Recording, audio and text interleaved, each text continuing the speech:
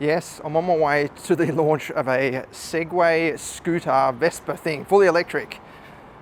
I don't normally do bikes, it's not riding enthusiast after all, but I got the invitation. I thought, you know what, that's an interesting idea.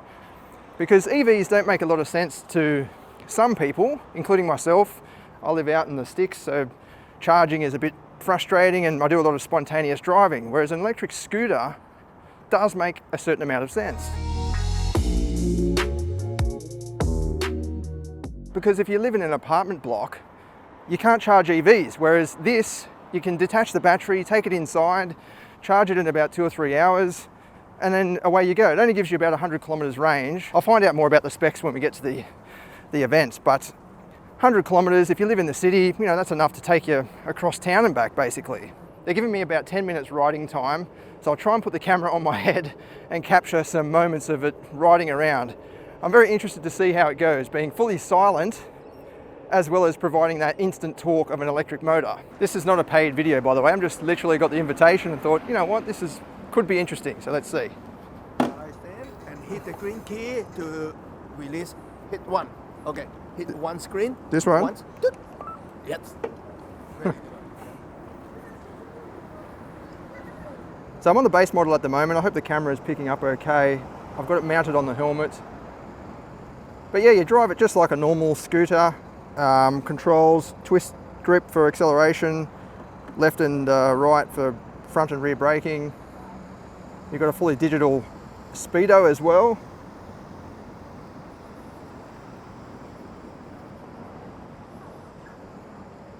Yeah, it feels kind of weird being so quiet because you just accelerate and you're expecting a little bing, little two-stroke noise or something, whereas this is completely silent. This one has a range of around 100 kilometers, but the top speed is only 50 kilometers.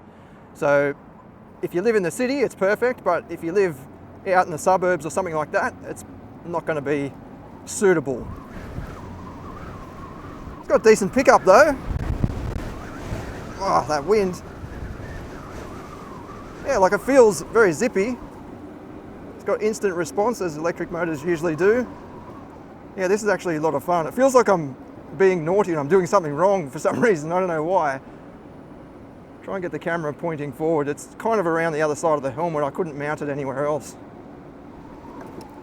I think this is great if you live in the city. You're just zipping around, you can take the battery inside, charge it up in about 2 or 3 hours, and then on your way. You don't ever have to visit a petrol station.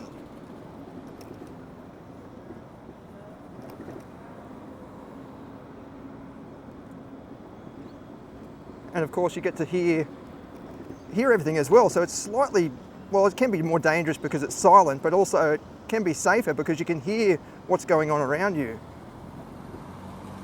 Nice old Escort. Okay, I'll slow down over this speed bump and just give it the full beans and see how it takes off. He said the other one, the 300SE, goes 105. There's no one behind me. Full throttle. Yeah, it zips along quite nicely actually. And because there's no sound, the sensation of speed is higher because there's no sound building with you, but you're getting the air movement past you. Unlike an electric vehicle, there's no air moving past you. So the sensation is different. But it is good having detachable batteries because you can have multiple with you and or one at your office or something like that, have it charging, and then you can just detach it, put the new one on, and then away you go. The handling and everything feels the same. I mean, the center of gravity is probably lower in this compared with a normal petrol scooter. But yeah, I don't review motorbikes, so I can't really compare it to anything. It just feels fun. It makes sense, really, because yeah, if you just live in the city, as I said, you can just charge it in your apartment. You don't have to worry about it. Okay, now we're on the SE. This has got a longer range, so this is what you have if you live in the inner suburbs. It doesn't feel as punchy off the mark, and they said that that's kind of the way they've designed it, whereas the other ones feel very zippy. But this has a higher top speed. Give it the full beans.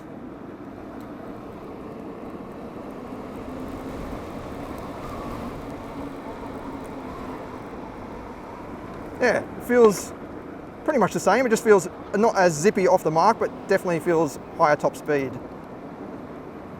Very interesting.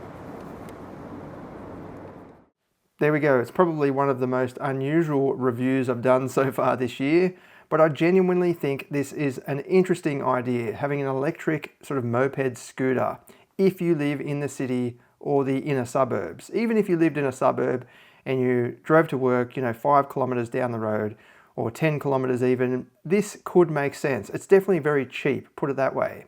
So there's 3 different versions available. The E300SE is the top model, 130 kilometers range. Then you've got the E125S and E110S. The E125S offers a range of 108 kilometers, but the top speed is 45 kilometers an hour. And if you drop down to the E110S, the range is 57 kilometers.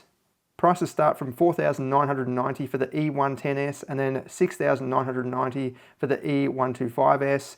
And then the top spec model is $8,990. I've had a look around at scooter prices or this kind of moped Vespa price.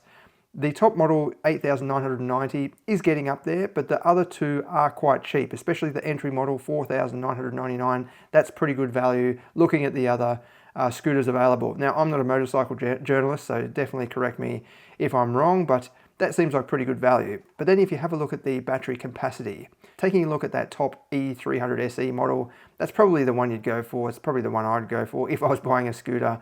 130 kilometers range and a top speed of 105 kilometers an hour. Its battery is 2000 watt hours, so that's 2 kilowatt hours. Now, if we have a look at the average electricity price in Sydney at the moment, it's between 24 cents and around 40 cents. So take an average of 30 cents per kilowatt hour.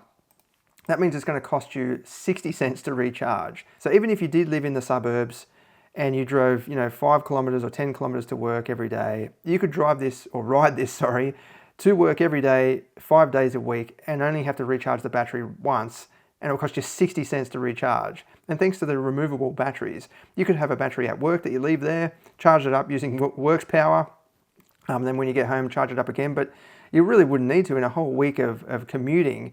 60 cents is going to cost you at the most. I think that's pretty good value. It also comes with clever connectivity as well, so you don't even need the key to start it. As long as you've got your phone on you, it recognizes that you're there. You can just get on and just whiz away. You don't even have to put the key in the thing. It's also got full GPS and sensors.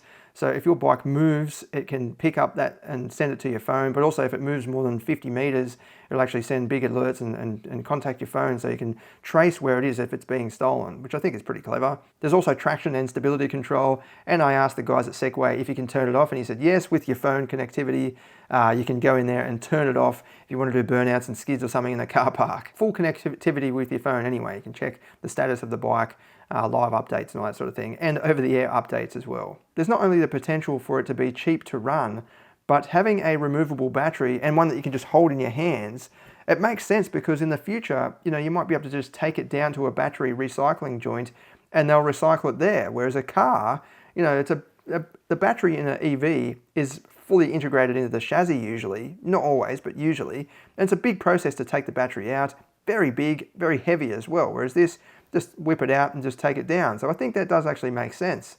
Also, there's a potential to have like a exchange type setup where you go to the petrol station, grab a new battery and put a new one in. But I don't think that will be around for a while because battery technology is ever changing and advancing that, one day you'll have this old battery and then not be able to exchange it anymore because there's all these new batteries out, or vice versa. If you've got the latest battery, you go to an exchange place and they've still got the old ones running. So I think that process might be some time away yet. Let me know what you think below. I won't do any more of these obscure reviews if you don't want me to.